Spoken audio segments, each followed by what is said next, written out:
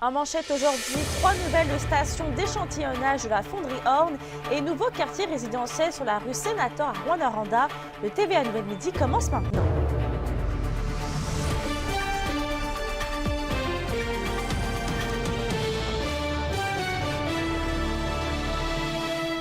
Bonjour tout le monde et merci d'être avec nous. Il y a du nouveau dans le dossier de la fonderie Horn. Anthony, le ministère de l'Environnement va procéder dès cet automne à l'installation de nouvelles stations d'échantillonnage à Rouyn-Noranda. Oui, Mélissa, on parle de 3 stations d'échantillonnage de l'air ambiant supplémentaires dans la ville. Le ministère de l'Environnement et de la lutte contre le changement climatique l'a confirmé plus tôt aujourd'hui par communiqué. On sait d'ailleurs qu'elles seront en fonction dès cet automne et vont permettre une évaluation plus complète de l'impact des rejets atmosphériques sur la qualité de l'air ambiant autour de la fonderie. Elles seront situées dans les secteurs nord-ouest et sud-ouest de la ville de Rouyn-Noranda et à proximité de l'Université du Québec en Abitibi-Témiscamingue. En tout, il y aura 18 stations. C'est un pas dans la bonne direction, selon Nicole Desgreniers du comité Arrêt. Toutefois, elle juge que l'information continue trop souvent d'être dévoilée au compte-gouttes. Bien, c'est un pas dans la bonne direction. On voulait avoir des informations plus précises sur ce qui se passait. On n'avait pas suffisamment de stations de mesure. Là, il va en y avoir à peu près sur 360 degrés autour de la fonderie. Donc, ça va nous donner une meilleure information de ce qui se passe. Il n'y a pas beaucoup de précision dans le communiqué du ministère ou dans l'annonce actuelle. Là. On ne sait pas tout ce qui va être mesuré. On espère bien que, oui, les métaux, mais aussi les PM 2.5, le soufre, l'anhydride sulfureux. D'ailleurs, Anthony, il y a aussi du nouveau concernant la zone tampon. En effet, c'est hier, lors du conseil de ville, que les membres du conseil ont présenté un plan pour créer un nouveau quartier résidentiel dans le secteur de Sénateur. On n'en sait pas beaucoup à l'heure actuelle, notamment quand les premières pelletées de terre sont effectuées, ni combien de logements seront construits. La mairesse est voulue quand même rassurante et affirme que le but de la ville n'est pas de faire en sorte que des citoyens se retrouveraient en situation précaire en raison de leur relocalisation. On nous dit également que le choix du secteur Sénateur est intéressant en raison de sa proximité à des services essentiels et au réseau de transport. Bref, on tente de parler plus en détail avec la Ville et le ministère de l'Environnement au courant de la journée pour dresser un portrait plus complet de la situation. Je reviens donc ce soir au bulletin de 18h là-dessus. Merci Anthony. Un homme manque toujours à l'appel. Olivier Saint-Denis, 47 ans, a été vu pour la dernière fois le 10 septembre à Malartic et marchait en bordure de la route 117 près du kilomètre 543. Ses proches ont des raisons de craindre pour sa santé et sa sécurité. Monsieur Saint-Denis mesure 5 pieds 8 pouces et pèse 165 livres. Il a les cheveux et les yeux bruns.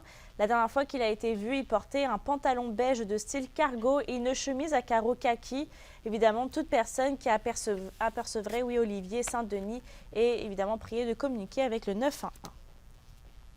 Dans le dossier des feux de forêt dans le nord du Québec, Brian Paré, accusé d'incendie criminel à Chibougamau, est revenu en cours hier matin au palais de justice de Roberval.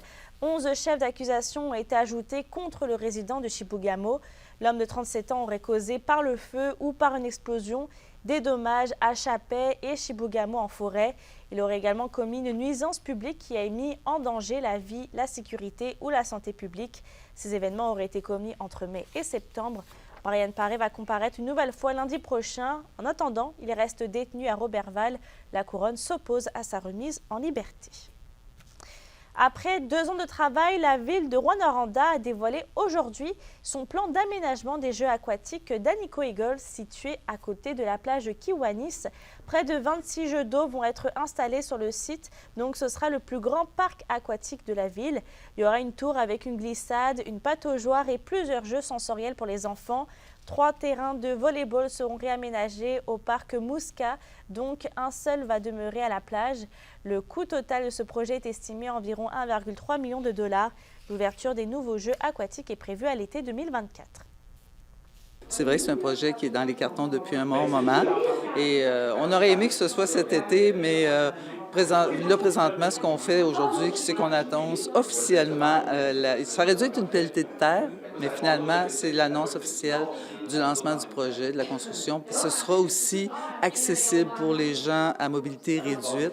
Alors, c'est vraiment un beau projet. C'est pour assurer une complémentarité des usages parce que, bien, on a une plage qui est juste à côté, oui, mais on sait qu'il y a beaucoup de journées chaudes en été. Puis la plage, des fois, est très, très, très achalandée en été. Puis, bien, à la plage, on peut avoir, différentes personnes qui sont déjà présentes. Puis là, on va aller ajouter une vocation avec une aire de jeu d'eau qui est là. Fait qu'on peut presque doubler la capacité du lieu. À la question du jour, on vous demande, trouvez-vous que votre municipalité investit assez dans l'aménagement de parcs? Pour voter, rendez-vous sur la page de TVA Abitibi-Témiscamingue.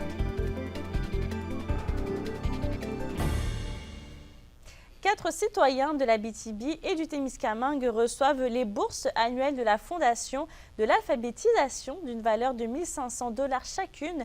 L'organisme souligne ainsi leur persévérance et leur détermination à mener une vie meilleure et à se donner les chances de contribuer pleinement à la société. Entrevue d'Yvon Moreau.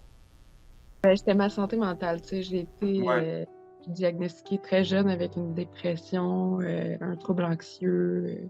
C'est ça allait pas bien, puis j'étais juste pas disposée à apprendre quoi que ce soit. Puis dans ma vie, on m'a toujours dit « Ah, t'as du talent, tu devrais aller en art, puis tout », mais on dirait que je le croyais moyen. C'était comme un rêve que je croyais pas possible. Quand tu te mets en action, puis tu te mets à y aller, puis à voir ton but se rapprocher, c'est ça qui te fait aller mieux. Tu sais, ça te donne l'énergie, puis ça tout s'enchaîne, puis j'ai comme hâte de voir qu'est-ce qui m'attend. J'ai rentré au Canada en 2013, après les séances du tremblement de terre en Haïti. Fait que j'ai été tout seul avec mes 4 enfants. L'école là, il m'a fait du bien. Si j'ai une lettre qui rentre chez nous, j'ai capable de lire, même laisser en français. Il n'y a pas d'âge pour apprendre. Moi, j'aimerais continuer à aller à l'école. J'aimerais aller apprendre un métier de cuisine. J'aimerais ouvrir un restaurant. J'ai fier de moi, à mon âge, d'être allé à l'école. J'ai fier de mon professeur. J'ai fier de tout. Et j'ai fier de Val-d'Or. I hope to graduate in April of 2024. And once I graduate, I hope to go into a veterinary technician's course. The thing I'm most proud of right now is just myself and what I've worked on and what I've improved, what I've learned and built from. I've built myself up to so much. And this school has been a very big part of that. Monsieur Kaya, qu'est-ce que vous avez particulièrement aimé de votre retour à l'école? Écrit. Là, il est mieux. Je l'ai mieux. Ça, j'ai aimé beaucoup ça. J'aime bien le groupe. Avant ça, c'était très fini. Très fini. En temps à l'école, ça m'aidait à 99%. Je lui souhaite autant de bonheur qu'il en offre. Et ça, c'est beaucoup. Je vais voir encore à l'école. Bon, plus. Je suis fier de moi. Le théâtre Meglab à Malartic dévoile sa toute nouvelle programmation automnale. Pour le jeune public, le théâtre commence le 30 septembre prochain à 11h avec le spectacle Le Conte du Conte qui ne savait pas compter. Pour les amateurs de musique traditionnelle, Été va être sur scène le 2 novembre prochain à 19h30. Et il y a également l'humoriste Sylvie Tourini qui va être au rendez-vous le 10 novembre à 20h avec un nouveau spectacle. Toujours culturel pour le lancement des festivités du 50e anniversaire de la fondation du diocèse de Rouyn-Noranda.